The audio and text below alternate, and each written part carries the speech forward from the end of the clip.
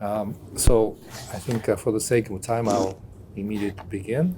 Um, well, just about myself, I joined the Japanese Foreign Ministry in 1984.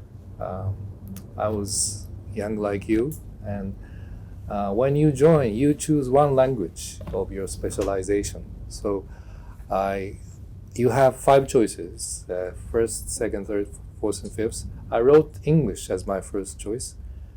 And I thought about what could be the second choice. I wrote Russian language, because I had some my friends who joined the ministry with me in the same year, who spoke already at that time very good Chinese, and the other guy, he spoke very good uh, Arabic already, amazing, and the others either French or German. And we had to choose. Unfortunately, there was no Georgian, but you have to choose amongst these, and also Spanish. And I thought Spanish, Russian, which is better. I had to choose, but I thought maybe Russia is our neighbor, and we have difficult relationship like Georgia has with this country. So maybe it's worthwhile for me to devote myself. It was 1984 when it was still a Cold War, and actually I was quite interested. Thank you, in the disarmament, because Japan was the only country who has victims from atomic bombs. Two bombs were exploded in Japan in August of 1945. And I thought disarmament is something, especially nuclear disarmament, is something that, as a diplomat, Japan should do more. And Russia is one of the most important player in responsible for the nuclear disarmament. So that's my short biography. And ever since I worked in various countries, but mostly in Russia, I served in 1980s during the Gorbachev's perestroika period in Moscow, and during the Yeltsin's period in 1998 for 3 years, and another 3 years during Putin-Medvedev period, and one more in Putin period in 2015 and 16. So I can, conduct my lecture today in Russian, but I think I should use the neutral language, which is English. Other countries that I served is United States in Washington D.C., UK, Australia, and Canada, all former British colonies, English-speaking countries. Now I'm here. I'm very glad that I'm here in Georgia, because I came here in 1980s and 1990s. I always wanted to come back. And of course, Georgia's relations towards, as I will speak at the end of my lecture, with Russia is very difficult, which needs maybe our support and support of other partners, but also your direction towards European Union and NATO is something that we support very much. So that's my background. Today I will speak about a little bit of history of Japanese diplomacy, and then I will go to today's challenges, especially in the security and the difficult security that we're now facing, security environment. And then I will speak about 5 or 6 response to this difficult challenges. And you will see a short video. And then at the end, I'll talk a little bit about Japan-Georgia relations today. So about this history, start from the post-war diplomacy. In 1945, on August 15th, Japan announced its capitulations, and so we surrendered. We had a huge empire of Japan, and many colonies we were occupying were separated from Japan as a signing of the San Francisco Peace Treaty in 1951. But in 45, in August after our surrender, U.S. Occupation troops came to Japan and started to revive the democratization in Japan. We had, like in Georgia in 1920s or 1910s, rise of democratic tendencies, and we had a multi-party politics. But we had also rise of militarism in the 1930s and early 40s. And that's why we could not stop our invasion in China, setting up a puppet government in Manchuria and so forth. And then eventually war with the United States and United Kingdom. So when U.S. came, they tried to revive this tendency in 1920s. And that culminated into a new constitution adopted in 1946. And it was a very strong time of strong pacifism in Japan, which I think is still very strong because people are very devastated by the result of the war. Tokyo was like, it was bombed, so it was like a flat field, no houses, just small number of buildings were left. So people hoped for peace in Japan very much. So United States, and of course it was, some people say it was Japan's own initiative to include the famous Article 9, which says that Japan renounces all war as a means to solve international conflict. And we will not have a army or military forces for that purpose. So that's 1946, and ever since, unlike Georgia, we have never made changes to the constitution.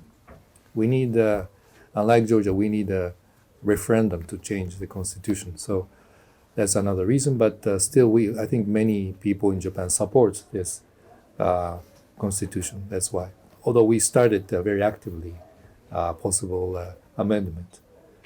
In 1950, Korean War started. So it was already 1 year before this, the Communist Party of China won the war, the civil war, against the National Party led forces. So they escaped to Taiwan. So the Cold War in Asia was already a hot war. One war fought inside China, and then another one inside Korea. So Korean War resulted in the division of our neighbor, Korean people. It is a huge tragedy. And of course, until today, we hope for the unification, peaceful unification of two Koreas, but it has not been achieved ever since. So our sense was divided inside each of us in Japanese because we hoped for peace, but we are facing this reality of Cold War. So when we signed in 1951 and then in 52 San Francisco Peace Treaty, when that went into force after 1 year, we also had sense of realism that we need certain guarantee for our security. So on the same year, we signed the Japan-U.S. Security Treaty that allows U.S. troops to remain even after the occupation ended in the same year. So for the allowing them to use our territory, part of our territory, for their presence, and eventually this treaty was revised in 1960 to clearly defines their U.S. Obligation to defend Japan. And because of this heightened tension in the East Asia over Cold War and of course elsewhere, U.S. helped us to create so-called self-defense forces. It's our army in the sense of international law, but we don't call it an army because under Article 9, it's prohibited according to our understanding or interpretation. But we still have the right to for self-defense. So that's why we call this organization. It's a full-fledged modern army now, but we call it self-defense. But nevertheless, because despite this modernity that these troops have, according to Article 9, we keep the exclusively defensive posture and security policy. So we don't have like our neighbors, nuclear weapons. We have 3 non-nuclear principles. We don't hold weapons, nuclear. We don't produce, we don't export, or not export, bring in. We just have been keeping this policy ever since 1960s. And also we don't have strategic missiles, ballistic missiles, strategic bombers, so forth. And anything that has a long reach to attack other countries. So it's a very exclusively defensive structure, which is self-defense forces. In 1956, we started to sign separately with other countries that didn't participate in San Francisco Peace Treaty. One of the first countries was the Soviet Union. Joint declaration, but this is a treaty. Although the name is declaration, it's a legally binding treaty ratified by 2 parliaments of USSR and Japan, and re-established diplomatic relations and peace. But the only remaining question was the territorial question. So this joint declaration said that 2 islands out of 4, which we claim, and we think it's our indigenous territory ever since we established contacts with Imperial Russia and established first relations in 19th century. So because of the lack of full agreement, we were not able to sign peace treaty. So we continued our negotiations ever since 1956, but we were never able to achieve any agreement on the return of 4 islands. So the joint declaration only said, it was during the Khrushchev period, that 2 islands will be returned when we sign the treaty, peace treaty. So ever since we're negotiating the status of the other 2, because we thought that when we signed the treaty, the return of 2 is already agreed in 1956, because it says it, but it didn't say if we agree on 2 islands, return of the 2 islands, then we could have signed the peace treaty at the moment of 1956. But because of this disagreement over the other 2, we continued the negotiations. Russians have different understanding of this deal in 1956, but that's another story. And right here, USSR was blocking our membership in United Nations, but after this joint declaration, they left the bloc, the prohibition, so we joined as a full member of United Nations. Ever since we've been quite active we kept the non-permanent member seat of the Security Council for many years. And GATT, I don't know how many of you know about WTO, but it was a kind of a precursor to WTO. It's a general agreement on tariffs and on trade. And this is a multilateral trade institution as part of the Bretton Woods institutions. So World Bank, IMF, and other institutions was established under the leadership and other countries. So we are gradually participating in this multilateral institution, which we help support very strongly ever since. And as we experienced a very rapid economic growth in the 60s and 70s, we later in 1975 participated in G7 summit. With other countries like Republic of Korea, which was our colony until 1945, we had long, difficult negotiations, and at last in 1965, by renouncing all the claims to each other, we signed a basic treaty between this country, now independent, in 65. And with China, we've been supporting Taiwan, or the National Party of China. So even after Communist Party took Beijing, its power in China, we continued official relations with Taiwan until 1972. But we changed sides in 1972 when Prime Minister Tanaka visited Beijing and signed a joint statement with Prime Minister Zhou Enlai. So this is a kind of a short history of our post-war era immediately after the war. Today, we're facing increasingly difficult security challenges.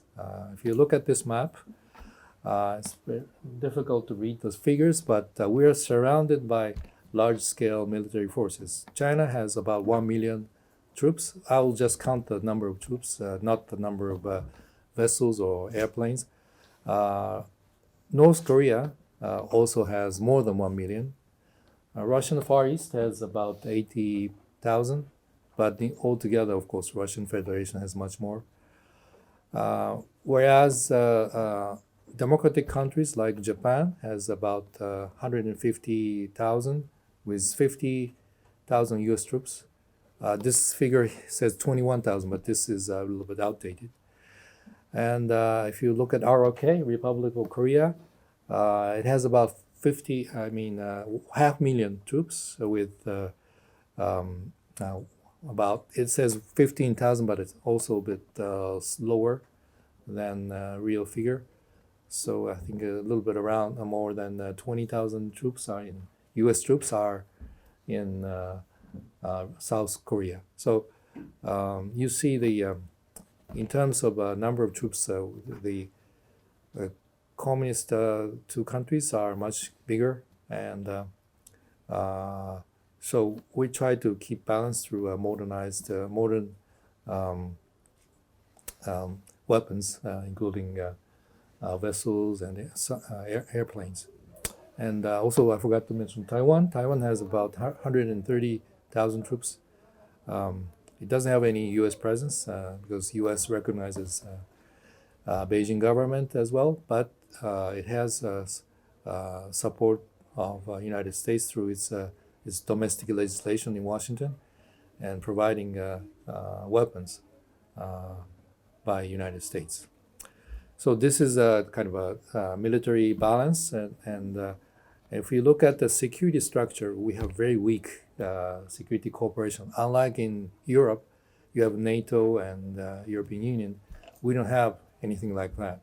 So U.S. has individual security arrangements, like I said, with Japan, U.S.-Japan security treaty that I mentioned. U.S.-South Korea, same, similar arrangement. Taiwan, I already mentioned, this export of arms to Taiwan from the United States. And we have a little bit of Philippines in the south. U.S.-Philippine mutual security arrangement is there. So we don't have multilateral structure. We just have series of bilateral arrangements. But we don't have a strong security cooperation with China or other countries, Russia. We do have a military-to-military dialogue, limited amount of joint cooperation with Russia or China. We mean Japan, but the degree of cooperation is much less, of course, compared to Japan, U.S. Of course, we have technically South and North Korea are at war yet, so they don't have peace treaty yet. So hot war is technically not finished, and we don't have diplomatic relations. We haven't recognized North Korea at all. So this is a kind of confrontational relationship we have. Now, individual items here. Here I start with North Korea. This is a real direct threat to us because it has conducted a nuclear testing in the past, and also they have testing its short, middle, and long-range ballistic missiles, which is prohibited by UN Security Council sanctions. And they also have a very specific issue about abduction. North Korea has abducted at least 17 Japanese nationals, and they were taken away from Japanese soil by North Korea spies. and many of them are trained to be a teacher of Japanese language, to train future North Korean spies to be installed in Japan. And uh, um, thanks to our efforts, diplomatic efforts, 5 of them has been returned to Japan, but others are still remaining, including a 14-year-old girl when she was abducted in 1970s. And the parents and family members are really uh, hoping for the early return because parents themselves are becoming older and older. When I heard about Georgia's experience in the last years, couple of years about taking of Georgian citizens by Russian soldiers into the occupied territory, I thought it's also another tragedy for the family members and of course all Georgians. It's also maybe different situation, different countries involved, but I understood the tragic nature of the event. And the next one here is it's about China. Attempts to unilaterally change status quo on East and South China Seas. It is formulated in a very technical way, but in another term, violating territorial integrity or trying to change a situation where you have a territorial dispute, especially on the islands, by unilateral means. One example is our Japanese Senkaku Islands. It's inside this red circle. It's a small island. The pictures here, but it has been Japanese territory ever since 19th century. Chinese never protested against our annexation because it wasn't owned by anybody. They have started to their claim against Japan only in early 1970s when United Nations found some oil and gas deposit underneath the sea surrounding these islands. So ever since end of 2000s and until now, for more than 10, 12 years, Chinese are sending government ships, Coast Guard ships, to the territorial waters of Senkaku Islands. And this is a illegal action by Chinese vessels because they only have the right of innocent passage, so-called in international law, when they pass by the others' territorial waters, whereby these Chinese vessels, they just float, intrude into our territory, and then float for several hours or half a day or even longer. And this has been occurring every several times a month ever since around 2008. It never stopped. So this is a very huge concern for us. And then South China Sea. These two pictures clearly shows you how the island disputed over China, Vietnam, and Taiwan has changed by Chinese military occupation. It started a bit earlier than 2014. They have dumped, their concrete and everything. So coral reef, it's a natural sanctuary, was converted into a virtual military base. And of course, this is not based on international law.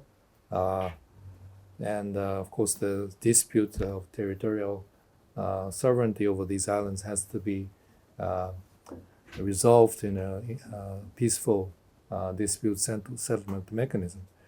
So we are very much concerned about this kind of unilateral action by Chinese.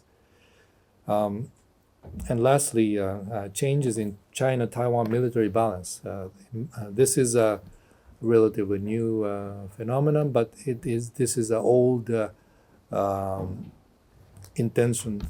Very from the beginning, Chinese Communist Party has declared, and Chinese state has been declaring that they have never abandoned. They want to so-called liberate Taiwan by military forces. They have never abandoned this policy. And under this kind of clear declaration of their policy, the military balance in favor of China is a grave concern. So these are the huge challenges we're facing. And I forgot to mention this black circle on your right upper hand side are the northern territories we call the Four Islands, which we think is our indigenous territory and now currently occupied by Russia. Now, our response, I will mention 5 or 6. We, under our national security strategy, we adopted a phrase called proactive contribution to peace, because after the war, because of the pacifism, peace-loving emotion of Japanese people has been very strong, and we always wanted to be a nation which can gain respect and from other countries by contributing to international peace and stability. And we don't want to be receptive. We want to be active in order to build this peace. So that's why this phrase. And there's a lot of things we're doing, but I wanted you to know about 5 or 6. Strengthening Japan-US alliance, our ally. 2, cooperation with partners, including European Union and others, in maintaining international order based on fundamental values and rules. So value mean, of course, democracy, human rights and rule of law, freedom of navigation on the sea, free trade, and so forth. We all, Georgia, Japan, shares most, not most, but all of them. So I think there's a relevancy to Georgia as well. And of course, rules. I mentioned free trade, other rules of international law, which Georgia is part of it. So we, I think, have a lot. And in this sense, we are very strong partners that can support many of the rules and values that we hold in international cooperation. And 3rd, promotion of free trade and investment. I'll talk a little bit about later. And 4th, wider use of official development aid. So we support developing countries through our budget. It's called official development aid. But we're now expanding its use in order to be more proactive in peacemaking and stability, prosperity for international community. And that also, of course, include a fight against COVID-19. And all these wider efforts are actually now formulated into one vision called Free and Open Indo-Pacific. And because of the acronym FOIP, F-O-I-P, I will, from now on, I'll just say FOIP instead of Free and Open Indo-Pacific. And I will explain what it is. And lastly, the public diplomacy, how we reach out to the public. Now, 1, strengthening Japan-US alliance. There was Prime Minister Suga Yasuhide of Japan and Joe Biden meeting in Washington, D.C. just 2 weeks ago. It was the first face-to-face meeting for Mr. Biden ever since, with foreign leaders, ever since he took his office. And some of the highlights here, first, enhancing deterrence and response capabilities. Basically, it's diplomatic but also military cooperation between the two countries in order to respond to this difficult security challenges that I mentioned and deepen defense cooperation. That was one achievement. We have been doing this for many years now, but we want to do more and further. Second, concerns over Chinese activities. The leaders expressed the activities that I mentioned, inconsistent with rule-based order. The 2 concerns over Chinese activities, mainly in East China Sea, the Senkaku Islands, as well as South China Sea. And we, at the same time, while we're trying to demonstrate the freedom of navigation and the importance of international law on the sea, we want, of course, to talk to Chinese and communicate our positions and have a candid discussions with China. Of course, it's not easy, but we need to communicate and ask Chinese, request them to be more responsible in upholding these principles that we care so much. And I would say China is also a beneficiary to this important principles, free trade and freedom of navigation, because sea lane that connects China and other countries, where huge amount of goods and services come back and forth, is vital to China as well as to Japan or U.S. or Georgia.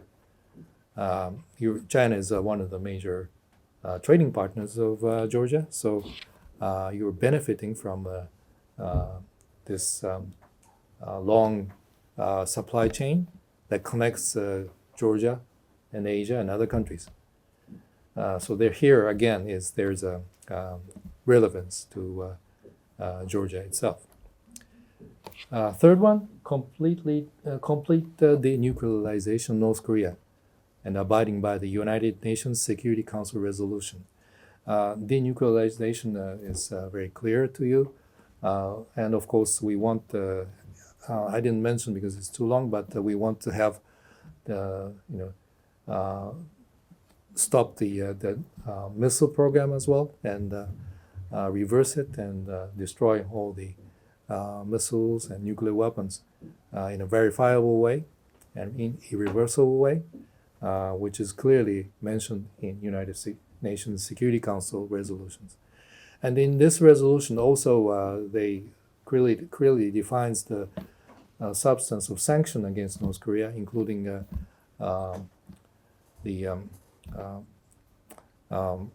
the prohibition by North Korea of import of that means embargo of export of oil to this country. It's a basic energy source, and we have other sanctions, import of industrial goods that has implications to their development of military capability.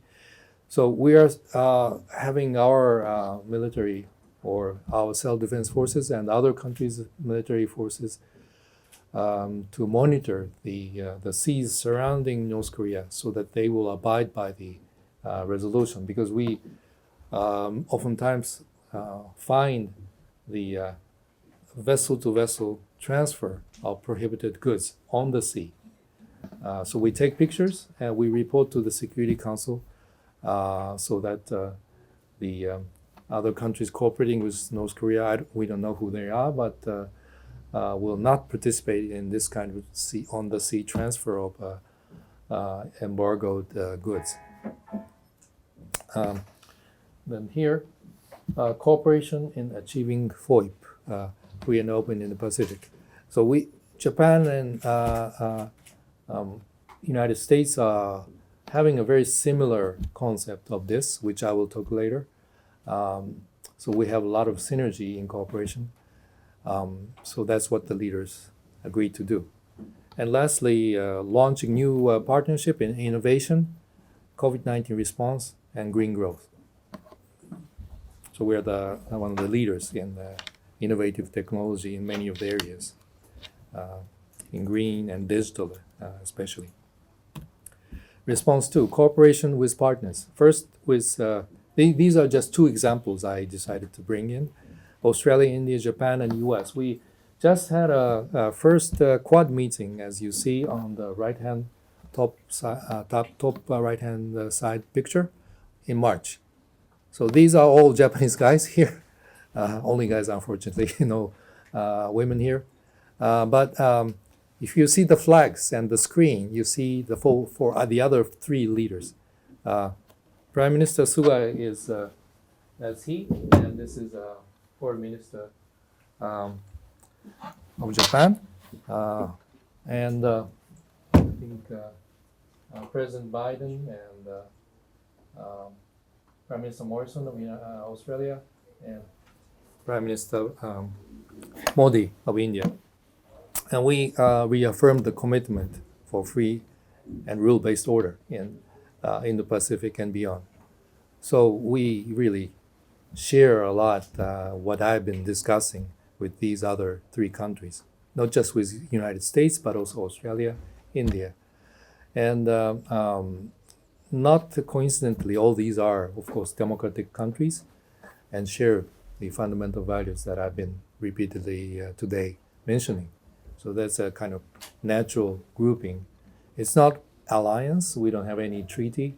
It's a kind of a group of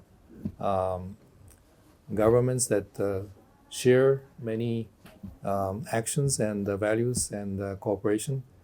But it's not like a NATO type of military organization. But still, it's a very strong cooperation with partners.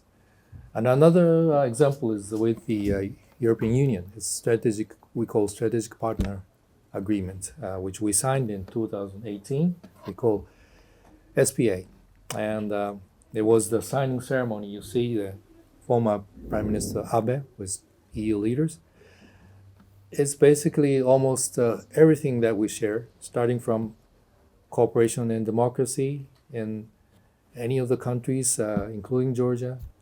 I'll mention about it later.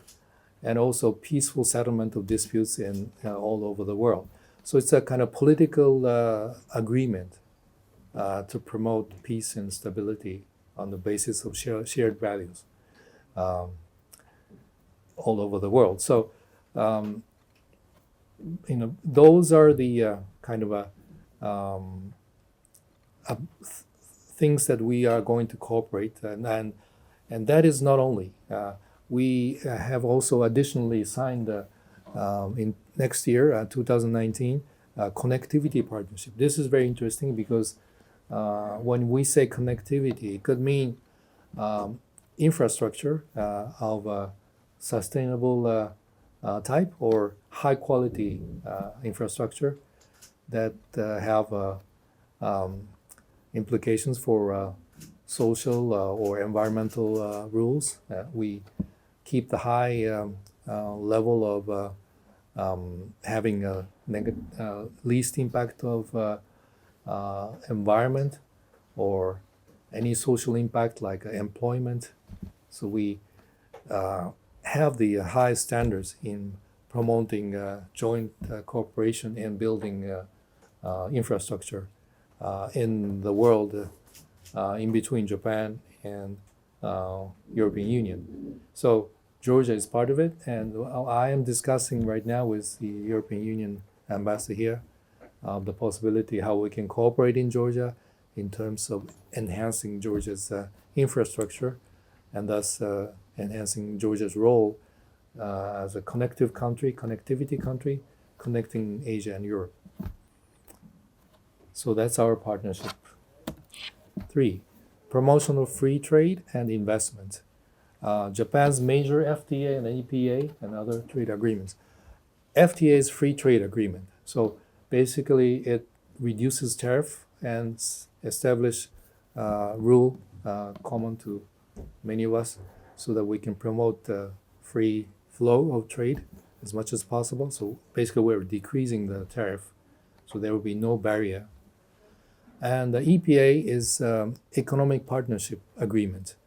And it is wider than FTA. It includes FTA, but it also covers investment and other rules. So that we can have more mutual cooperation flow of capitals with each other. So if you look at the map, we have Japan-EU EPA, Economic Partnership Agreement. It's an approximate circle, but the yellow is covering Japan and European Union. And RCEP is a Regional Comprehensive Economic Partnership. It's a EPA, including ASEAN countries. ASEAN is Association of Southeast Asian Nations. So that's like Philippines, Vietnam, Malaysia, Thailand, Myanmar right now having a huge problem by military regime, and Malaysia, Singapore, Indonesia, and so forth. So this is a 10 countries association.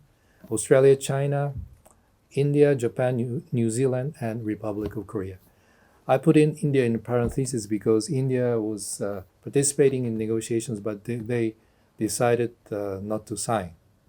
So we say to the Indians that its doors are open, but when you're ready, please sign the treaty.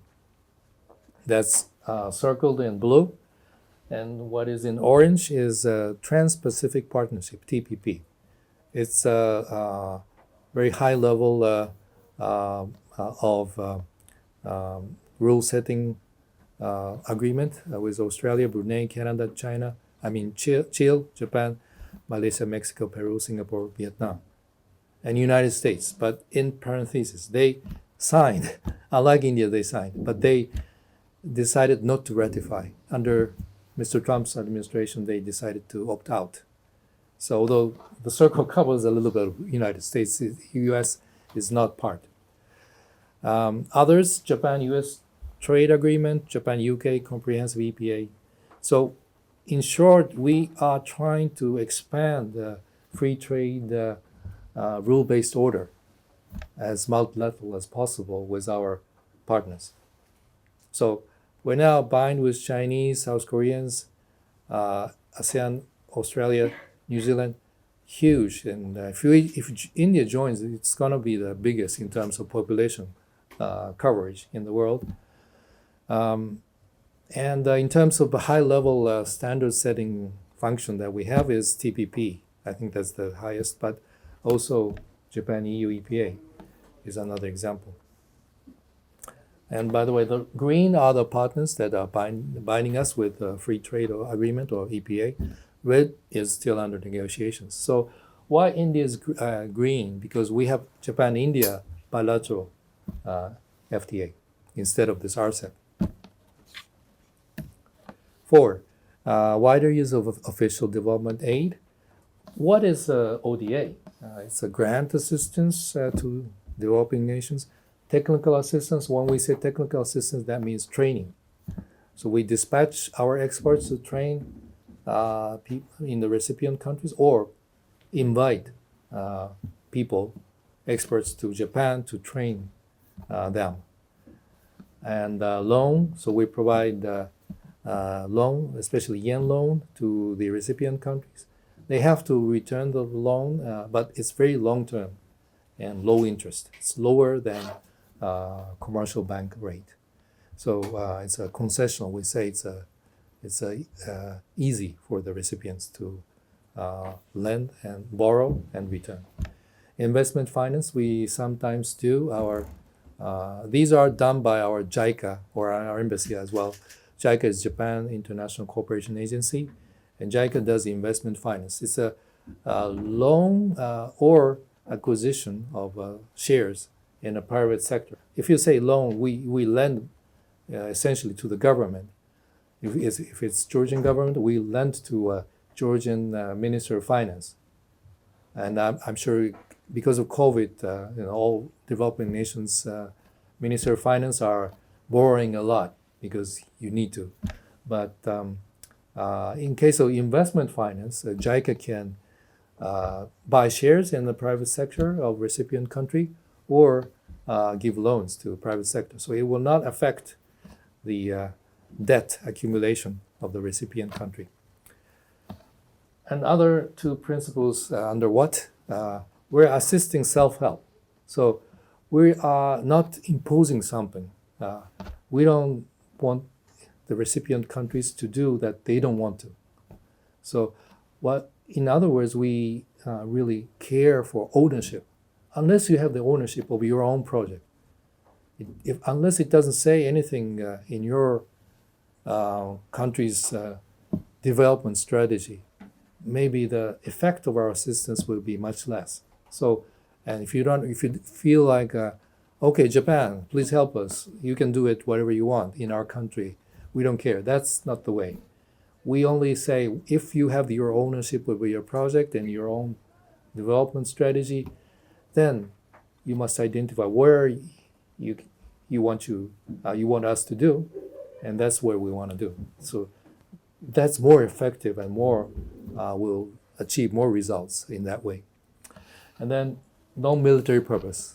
remember what I said about Japanese pacifism and Pacific, or the peaceful contribution, proactive pacifism, or peace policy of Japan.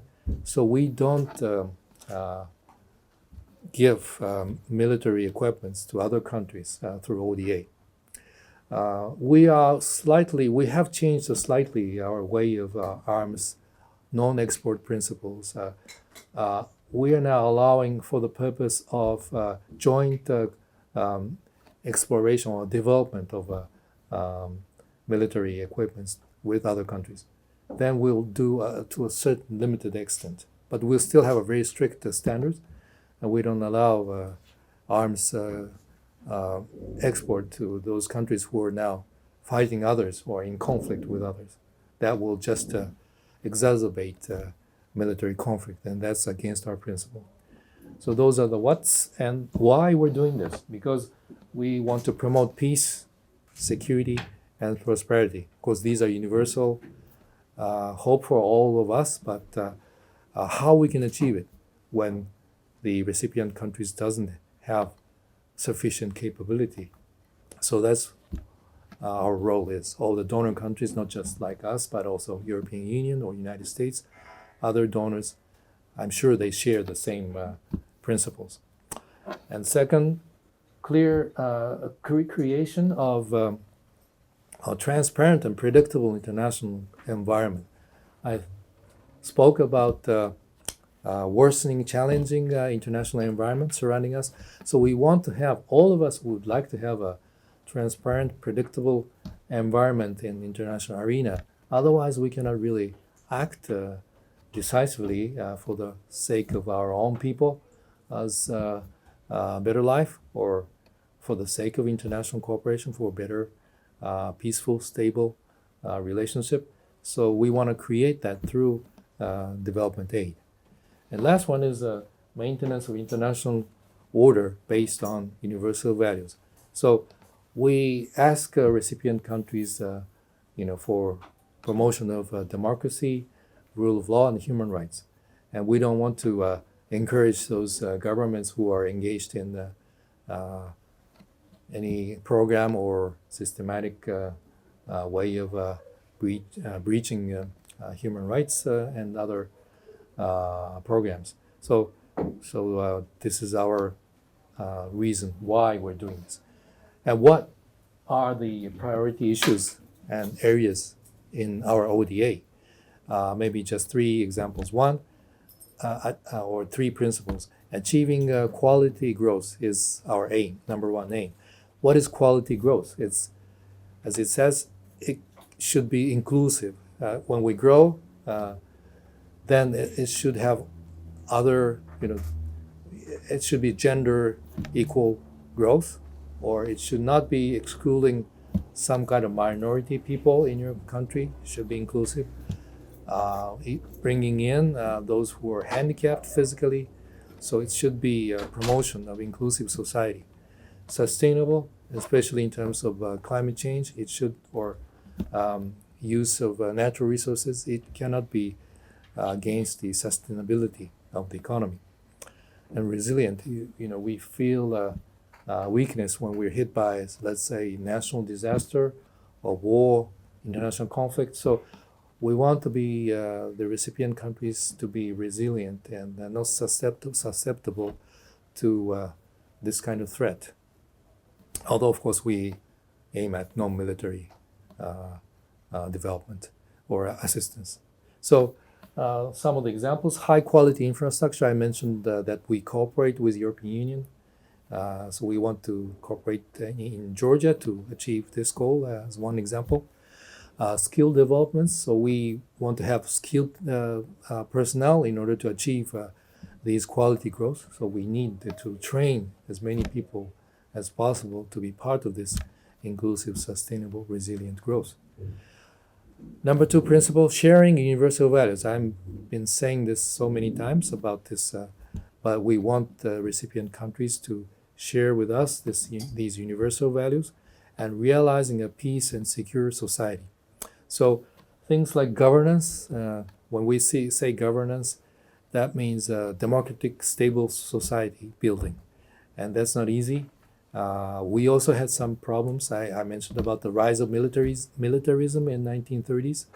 We overcame, and with the help of international community, we achieved a high degree of mature democracy. But I'm sure other countries, especially I believe in Georgia's democracy, despite of difficulties you have been facing in the last couple of not just months but years maybe, but we help you, and I personally believe in the success, and that's what we do through our governance assistance. And talked about secure, peaceful society and natural disaster. So there's overlap between first and second, but especially if you focus on safety and security of the society, I think what we can do to recipient countries is disaster relief, because we are so prone to natural disasters, starting from huge earthquake we had in 2011. About 20 million people lost their lives or missing still.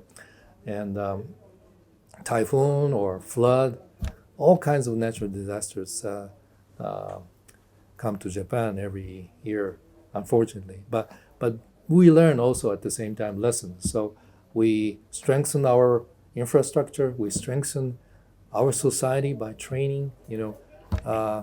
Every year we do the training against big earthquake in schools or in universities or even at home, so that we can be, kids can be, when you hear it's earthquake, then kids just hide inside, below the table, and so that they will not be hit by, falling roof or whatever. So this is a kind of example, but we would like to help other countries to be more resilient. And if the real disaster happens, we want to rescue the people, victims. And that's why we say disaster relief is very important. Police and Coast Guards, we want to assist the police structure in each country, which is very central to keeping a stable society with less crimes. Maybe it's transparency, police not taking bribes, for example. So we want to establish stronger police, friendly police actually to the people, local people, visible police, but not offending people. And Coast Guards, especially I talked about violation of freedom of navigation, or peaceful violation of peaceful settlement of territorial dispute on the sea. So we don't help navies because it's against non-military principle, but we help Coast Guards because it's for the safety of the sea surrounding the developing nations, and it's good for fishing people or their safety in general. And the last one is addressing global issues and human security. First, global issues. It's like if you have heard about SDGs, Sustainable Development Goals of the United Nations, there are lots of important principles written there, like health, education, gender equality. All these are very important for all of our countries. So we help them achieving as much as possible under this global issues agenda. And also we are promoting, this is a made in Japan concept, human security. We talk about state security, but we also would like to promote the idea of human security. And what is it? It says here, human security is to achieve the security of each individual through protecting them if it's war, if it's natural disaster, whatever threat that hits him or her, and also empowering, giving the skills and powers so they can be more resilient to this kind of threat that is imposed on each individual. So we use official development aid in order to enhance this human security. And we apply this concept also in Georgia, especially in connection with the conflict resolution, the people who had to evacuate tragically from occupied territories after the war in 2008. So that's human security. And of course, the second part, I forgot to mention the environment, and as a first part, global issue part, environment and climate change is very important in our assistance agenda. Now, next one. Oops. Free and open in the Pacific, FOIP. Very shortly, in short, it's a kind of all combined region-wide concept of what I've been telling you. So why in the Pacific, not just Indian Ocean, Pacific Ocean, because it's so integrated right now through value chain. And you see the red dots, these are sea lane where the vessels traded goods and services go back and forth. We need the peace and stability in these two oceans. That's one reason. The second reason is so much of the centers of growth are concentrated in these areas. Of course, Indo-Pacific or the Asia itself is a kind of a center of growth for many years now. But also, if we look at this Indian Ocean's the western borders, we touch almost Africa. We include Africa because Africa is part of it's a future potential for investment and trade for all of us. So we include this part of Africa as well. That's the reason. And what we do are things like these: promotion of rule-based order. I've been telling this in trade, in security on the sea, applying international law. So I also mentioned maritime security. It's maritime meaning sea security. Promotion of free trade I mentioned, and enhancing connectivity, it's infrastructure and people-to-people connection as well, through high-quality exchange. And this is Japan's own concept and vision, but other countries are also having their own. After we have been advocating this idea for several years now, U.S. is part of it, or one of them, and other partners in the Pacific include ASEAN countries, the Southeast Asian countries. They are collectively adopted. They have adopted outlook on Indo-Pacific. There are lots of similarities, overlaps with our vision. We don't advocate any one single vision. We welcome ASEAN version of Indo-Pacific vision. And European Union, as far as up there, are very much now interested in Asia-Pacific or Indo-Pacific. And they have just last week, I think, published the EU strategy for cooperation in the Indo-Pacific. There are, again, a lot of similarities with ours, and also they have their own ideas. So we welcome all these, it will be in kind of a collective endeavor in which we will be having a more prosperous, stable, and rule-based order in the Indo-Pacific. Public diplomacy. There are several elements. This picture is my lecture at Kutaisi International University. I talked a bit different things about Japan's economic success and challenges, not about diplomacy. But that was in March when I visited Kutaisi. And now we have Japan houses in London or other major cities in the world to demonstrate Japanese culture. And these are the examples. But what we do here is mentioned here: actively communicate information of Japan's policy, not just foreign policy like I'm doing today, but also general information about Japan, which I did in Kutaisi, so that you will have better understanding of Japan. Whether you agree or not, it's probably a little bit of secondary. Of course, we hope that we support or agree, but it's up to you. It's freedom of thought. So our kind of hope is that to have better understanding. Without understanding, you cannot really oppose or support or agree. So that's the very basic goal that we put in front of us in conducting public diplomacy. And of course, in substance, I've been telling you about the importance of FOIP and other Japanese foreign policy goals. So Of course, the substance is it's obvious that that's something that Japanese government does for the sake of peace and stability in the world. Now, secondly, engage with policymakers, opinion leaders, related experts, and local people. Maybe students here today falls under local people, but you're a very important part of future opinion leaders or future policymakers.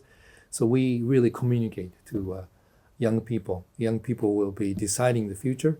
So that's why I did the same on a different subject in Kutaisi as well. And of course, I have done a lecture at Rondelli Institute of International Relations. They're the experts that, or young government officials who are already in part of the policy decision making in the government. So that's what we do. And this one, assist activities to introduce Japanese culture. So we are doing a lot of different cultural events in Georgia or elsewhere. Or in case of London, we have opened this Japan House where we exhibit arts of Japan. But as it says here, assist activities. We do ourselves as owner of the event, but also we support other people's attempts or interesting events to promote Japanese culture. So, as students, if you are planning to hold any event related to Japanese culture, of course, you can turn to us for consultation. If there's anything that we can do, we are here to assist your activities to introduce Japanese culture to Georgian people. And this one, to exchange people to people connection. This is also very important. You will see in the next page a video example of inviting young people from all over the world. You will see first woman, there will be, I think, 3 foreigners coming to Japan to study about Japan. First woman is from Caucasus. She is Azerbaijani, and she's a neuroscientist. So she studies about neurons in the brain. But she was so fascinated with Japanese culture, she decided to stay longer.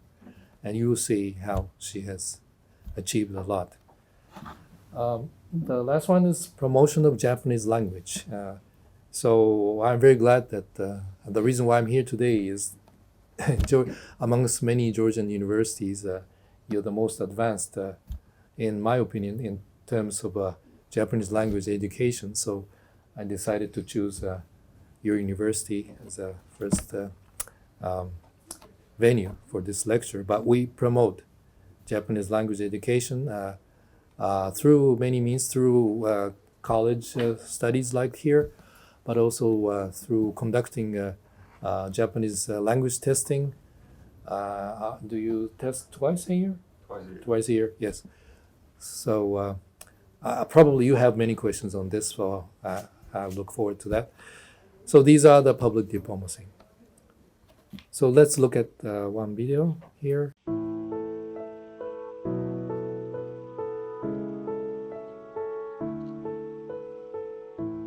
My fascination about Japan started when I read a book about Japanese culture and Buddhism.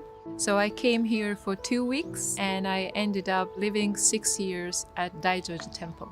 During my stay in the temple, I was practicing Japanese culture such as tea ceremonies. At the same time, I was also doing my studies in neuroscience. So I decided to work together with local people of Mount Hakkasan. For me, they are the keepers of traditional knowledge, the ones from which we should learn. When I was a teenager, I was interested in Japanese culture, like modern Japanese literature. And when I became a university student, I had an opportunity to do a 6-month internship in Japan. Then I did a PhD with the support of the Japanese government scholarship.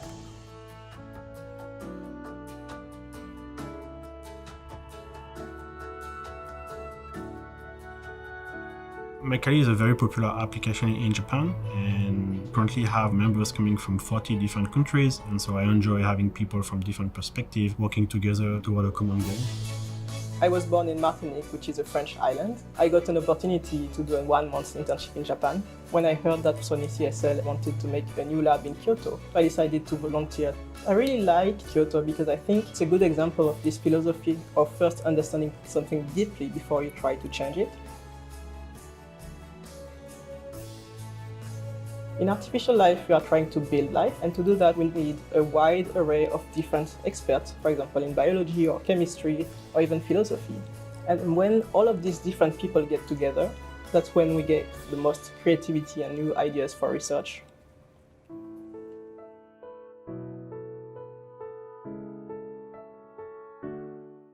So, those are three people who came to study in Japan and ended up to live longer and even start working. So my last presentation will be on Japan-Georgia relations. So I'll be very brief here, and of course you can ask many questions. We, of course, I said repeatedly, we share values and we support your Euro-Atlantic aspiration. And this is not only good for European Union, but also for Japan. If we have a wider European Union with democratic values, of course, that is something beneficial to Japan as well, and for the international community. And the support for territorial integrity in Georgia. I visited the administrative borderline near South Ossetia and got a briefing from State Protection Agency guys here in the picture. But it was a bit scary because I saw the Russian soldier beyond the fence, just 200 meters away, confronting against the Georgian police. No shooting, fortunately, but of course it's part of Georgia's territory, and still I saw the reality of occupation in my eyes. ODA projects and COVID-related assistance. I went to Nikosi village near this administrative borderline. It's a small village, but it has a small clinic to which we provided medical equipment. And it's part of our human security, which I talked about, human security grant project. And I was fascinated with Japanese Shimazu-made X-ray machine, which is connected to Tbilisi. So I saw invisible human being in front of me using the equipment,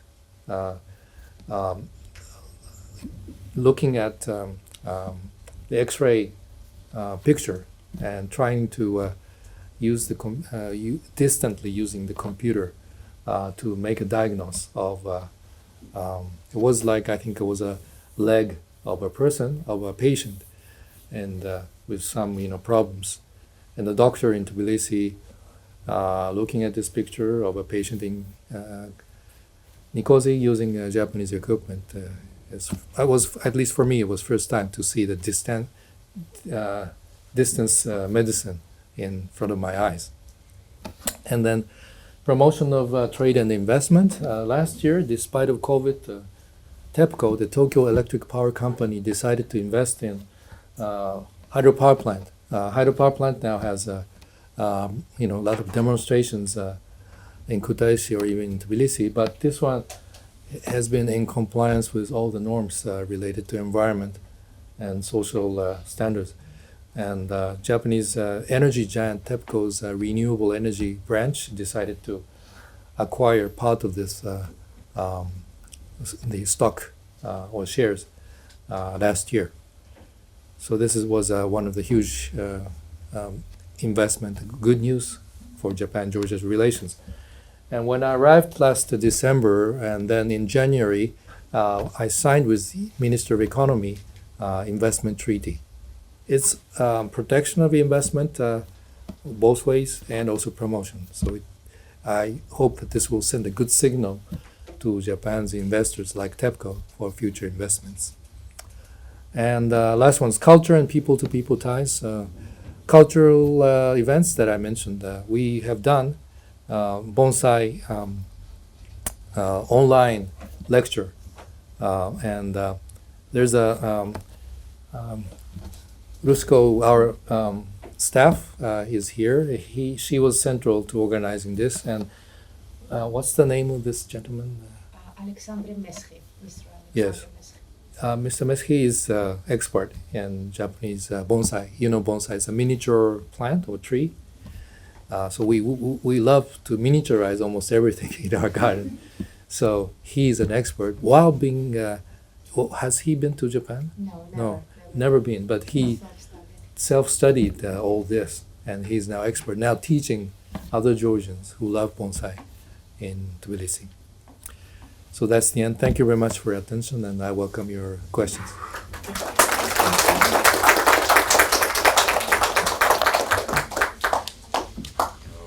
Your Excellency, thank you very much for your brilliant presentation and very informative lecture. So I guess we have some time for questions, and if anybody wants to start, please raise your hand or just start talking. Yeah. First of all, thank you for your interesting lecture. And about my question, as you know, Japanese government has decided to release the radioactive waters in the ocean in Fukushima. So what kind of feedback have you received from the Japanese and international societies and non-governmental organizations? Thank you. Mm-hmm. A good question. Yes. Maybe we should gather a couple questions more? Yes, and answer. Yes. Please. First of all, thank you very much for listening to us. A very interesting presentation. And my question is about the first topic you have discussed during the presentation. And What first of all, question about what? Japanese relations with the United States. Uh-huh.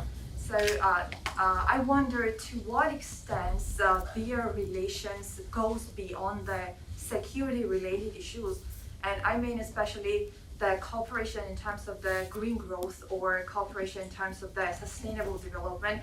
After the fact that the United States did not sign the Kyoto Protocol, but the United States has recently joined the Paris Agreement. And of course, what are, from your point of view, the prospects in the future? Mm-hmm. And then one more question. I also thank you for such a comprehensive and interesting lecture. I've got two brief questions, one about foreign policy. From your personal experience, what do you think is the kind of values or the point of views that sets aside Japan from the world, from the US, for example, or EU countries, in regard of foreign policy or public policy? And the second question is just a question: what can Georgia learn from Japan? One important lesson.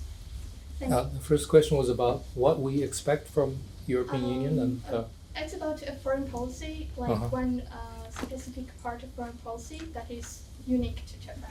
I see. Thank you. One more, Ambassador, or just?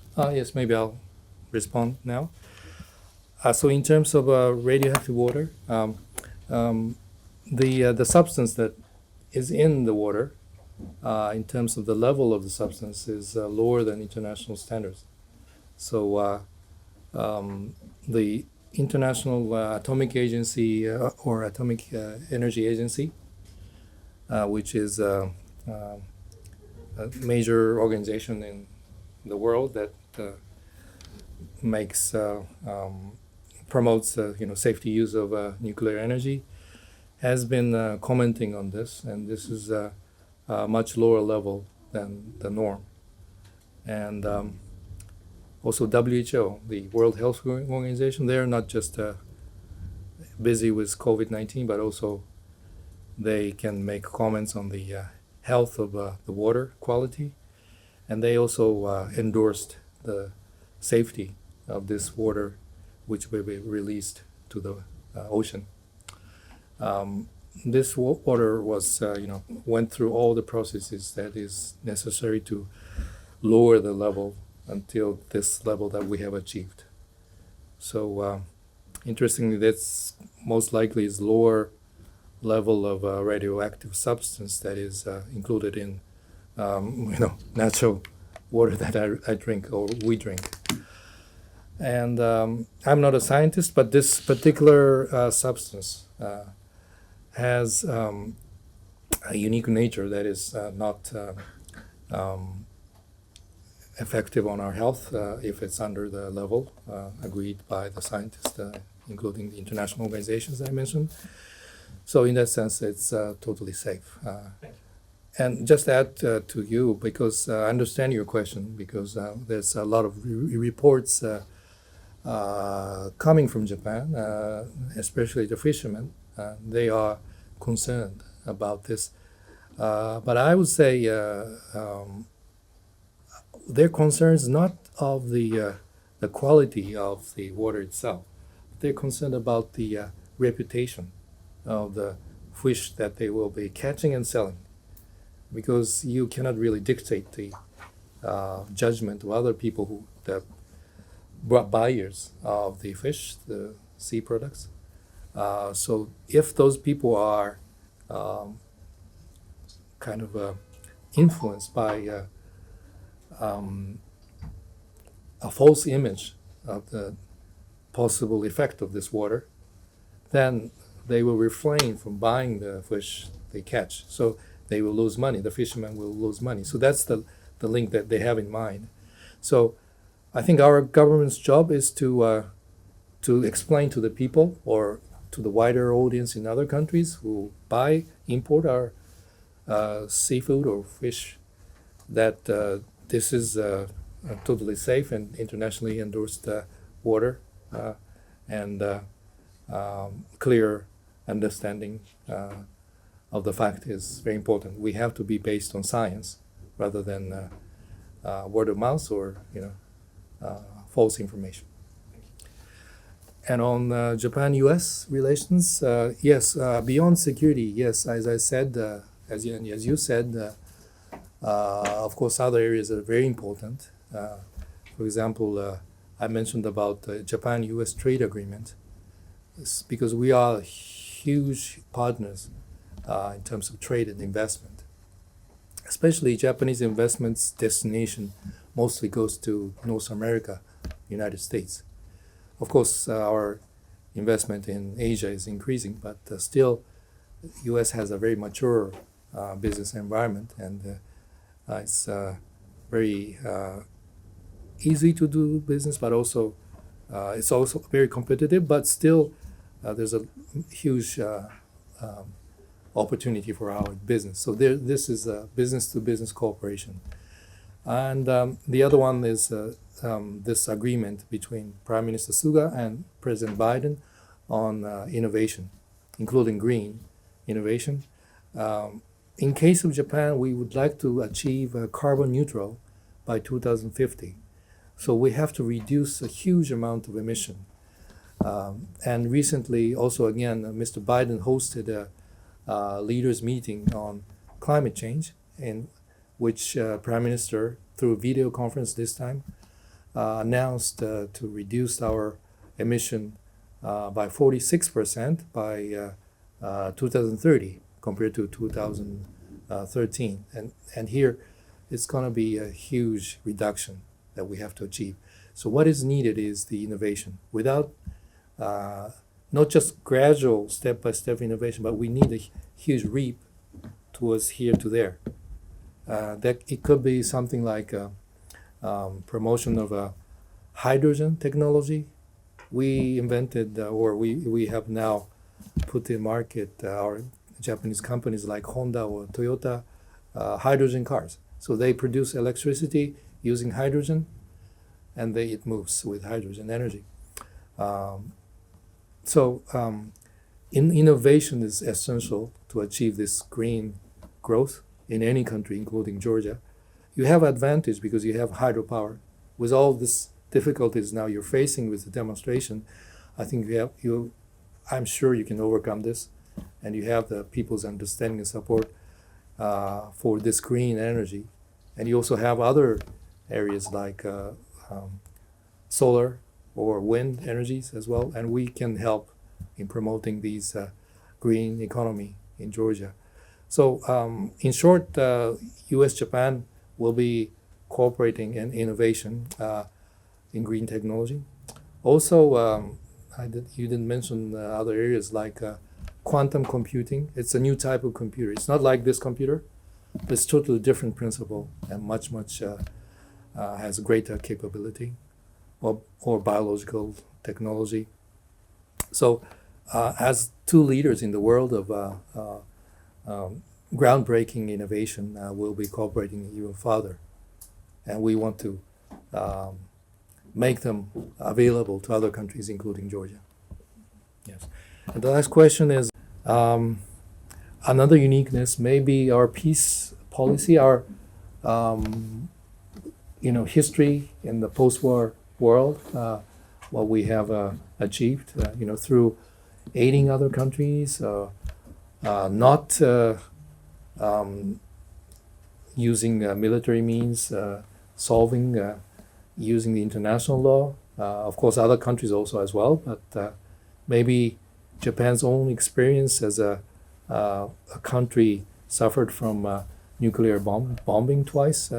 Maybe it's a quite unique Japaneseness to promote this kind of peace policy, especially not just non-nuclear principles, but also you have heard the word non-proliferation of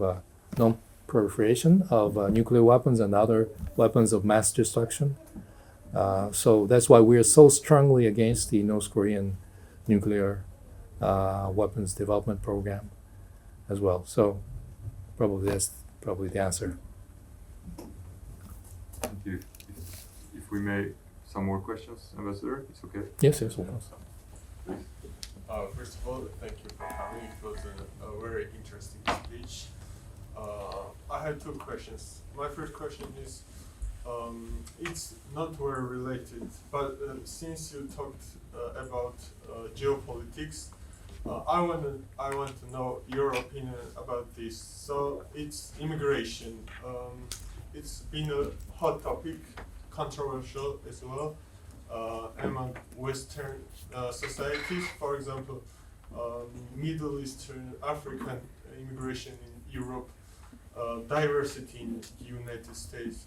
And I've heard a lot of people criticize Japan about its lack of multiculturalism and diversity. I personally disagree with that, but I want to know what your opinion is about that. As far as I know, Japan has very strict immigration policy. And my second question is, if I can take a picture with you. Of course. Maybe not just with you, but with anybody who wishes. Yes. Thank you. Are there any other questions? If I may. Sure. I want to know if Japanese government and the Japanese companies have an interest to invest in Akira seaport, and He sounds like professional diplomat. what kind of interest should it be? Thank you. One more question. Good. Oh, Thank you very much for the interesting presentation. And I have a question. You mentioned that a couple of days ago, you signed the investment treaty with the Ministry of Economy. I was wondering, Japan plans to start negotiations on a free trade agreement with Georgia.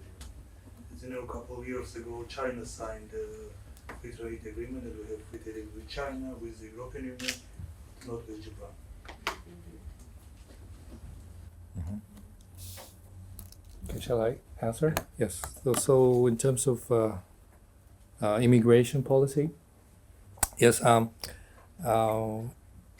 we were cautious about opening our labor market to foreigners until recently, but we are gradually, step by step, opening up. Until recently, maybe for skilled labor, but through our training program, we're now opening our labor market to unskilled labor to some extent as well. when I say skilled labor and unskilled labor, maybe skilled labor is those who are trained in certain specialized areas, and unskilled labor may be a little bit simpler work. The reason why we're moving this way is maybe because that one maybe self-centered, a little bit self-centered reason is that our labor market is very tight. We have very low unemployment right now, like around 2.8% or 2.9%. Before COVID, it was like 2.43. So it's full employment. Those who are in under 2% category, they're just looking for new jobs. So virtually whoever, including young people like graduates from university, if you want to have a job, of course, sometimes you have to take a job that is not of your willing, but if you don't prefer so much, then you can have a job, any job, even young people. So it's full employment.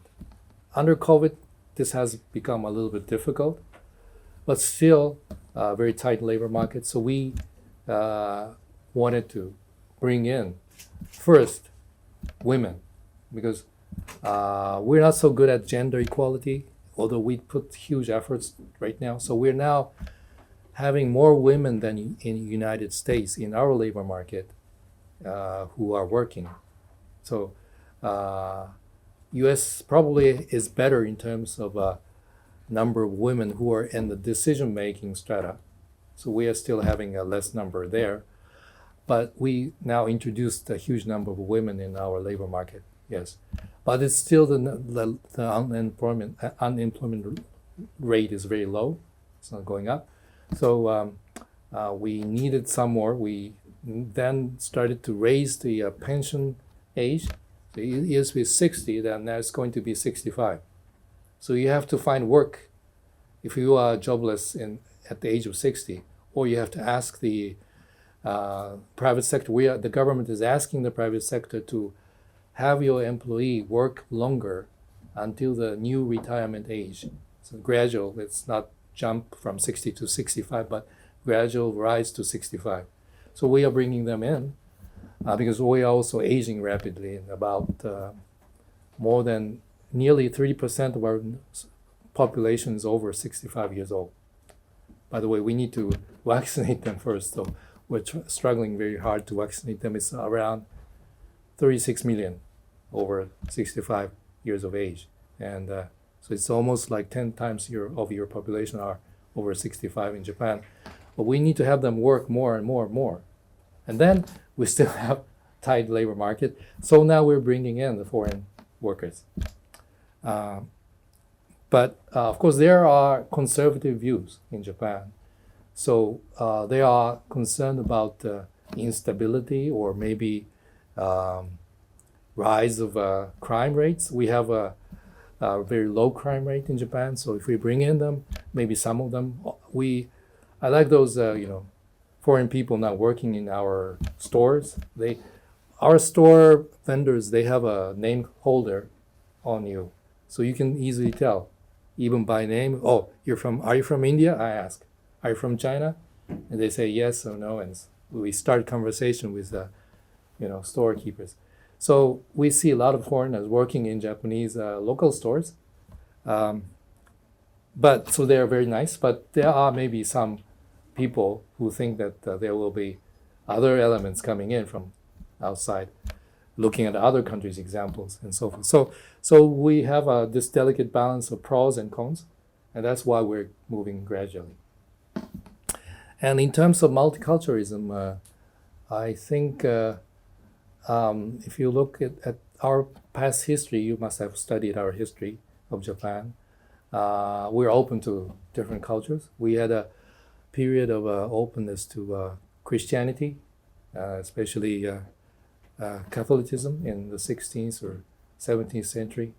And then we saw some of the local lords who became converted to Christianity, decided to support the uprising against the Edo government in Tokyo. So they suppressed those Christian daimyos, the local lords. So there were conflict over religion. But there were times when we were open. Then, of course, after the middle of 19th century, when we started modernization, we freed all the religions. The exception was this militarism period. And then, of course, after the war, it's totally ensured by the constitution. And also another example is tourists, foreign tourists. We're now having. We used to have. We have a population of about 125 million people, and in 2000, let's say let's take five, we only had about 8 million foreign tourists in Japan, or visitors. Although it's very short, of course, they stay maybe 1 week, not like a permanent employees. They stay just short, but just as an example of our openness. That number increased from 5 million or 8 million to 35 million. Before COVID, it was like 35 million. So it's a huge number. And maybe 8 or 9 people came from China, mainland China. So they saw real Japan and they got friends and they went back and they sent SNS, word of mouth, good impression about Japan. So I think it's a huge economy now, huge business, like in Georgia.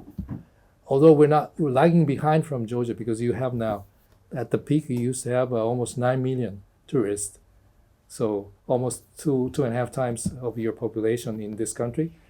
We can't do that, but it's just 3.5 million. But still, it's a huge one for us, including our neighbors coming us. So this shows our openness and try to have be hospitable, and I think it's a good gesture or sign of a multicultural nature. There are lots of arguments. I know that there's kind of criticism that we get about our closed doors, but I want to say that it's not the case. And Anakuya, board? Yes. So yes, I said about connectivity many times in today's presentation, and I know that this is one of the critical elements still missing in terms of movement of cargo from Asia to Europe or vice versa, because the major cargo between Asia and Europe has been moved through huge containers, and it requires huge container ships. I don't know, have you seen the Japanese, it's actually Japanese, Suez Canal accident? This is Japanese-owned vehicle or the vessel, but you could see how big it is. And that's what they use for Asia-Europe sea lane trade. And we need that in inland route that goes through Japan, China, Central Asia, Caucasus, Black Sea, or Turkey, and then in Europe. So I think Anakuya has to be developed in order to improve the cargo movement between the two areas. How we can find the investors, and how we can help is another question. Maybe it's too premature. We need to really dig deeper, like they dig right now, the bottom of the sea, so that they can achieve the deep water port. And last question about FTA. And yes, I know that Georgia has concluded FTA with China. Japan-Georgia trade, I would say, is still very small in terms of amount. So we really need to understand how much would be the effect in trade liberalization, because you already enjoy the general preference treatment. I forgot the special terminology for this, but you have been enjoying lower tariffs than other countries, developed countries. So what we export to you and what you export to us, how much will be affected if we even further go down? I think that's the question. And we always do the feasibility studies before we start the negotiations. We just started to trying to observe the effect of the investment treaty that we signed. It's not even ratified yet. So your parliament and our parliament will be ratifying it in the near future. Then we'll start thinking how we can promote. And another argument that I would make, of course, I'm not against this kind of a study at this point. I'm neutral to it. But another argument that I would like to throw in here is multilateral character of Japan brand, and we invest huge in other countries. So what we produce is not coming only from Japan, inside from Japan. So one day I was live in Sabutalo, and I dropped into a small local pharmacy, and I looked and saw Japan brand made blood pressure machine, small equipment, and the company has Japan brand. Unfortunately, I didn't look the package where it is made, but I'm sure, almost 100% sure, it's made in somewhere else in Asia, most likely in China, maybe in Vietnam or Malaysia, I don't know. But this will be counted as, if it's Chinese made, then part of the China Georgia trade. Another example is, of course, you see a huge amount of Japanese cars running all over Tbilisi. And many of Japanese cars are nowadays produced outside Japan. We produce cars, Corolla in Turkey, produce lots of cars in United Kingdom, United States, Canada, and elsewhere. So, and of course, you import a lot of not just new cars from these countries, but also used cars, maybe from other countries of Europe or in Asia. And those are counted as part of the bilateral trade of between Georgia and those countries. So it's not part of Japan-Georgia trade, but the production of the manufactured goods are based on Japanese technology and Japanese manufacturing. Although maybe the labor is maybe employed in Turkey, and managers were Turkish people who are able to manage all this complicated manufacturing process. So I would say that because of this nature of multilateral trade mechanism, as well as very long supply chain, I think just looking at bilateral trade agreement is not enough. We need to think about something else, even wider. Just another note on that is that even if you buy cars from Japan, maybe the parts are made in somewhere else. And maybe under Japanese brand, but somebody else is making. So, the nature of long supply chain and multiple nature of manufacturing in these days are really something that you need to consider. I can continue on and on. Smartphones, you see made in China, but they use Japanese materials. If you look at the screen, maybe part of it is made in Japan. They have to import from Japan, but assembled in China. So I will stop here. But that's the answer to your question.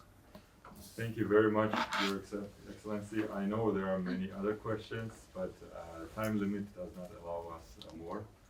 So we hope to host you here some other time again, so we can ask those remaining questions.